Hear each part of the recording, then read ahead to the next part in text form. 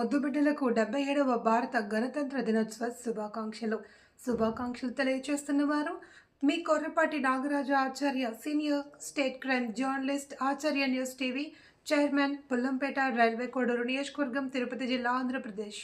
మరొకసారి ఆంధ్రప్రదేశ్ ప్రజలందరికీ 77వ గణతంత్ర దినోత్సవ శుభాకాంక్షలు.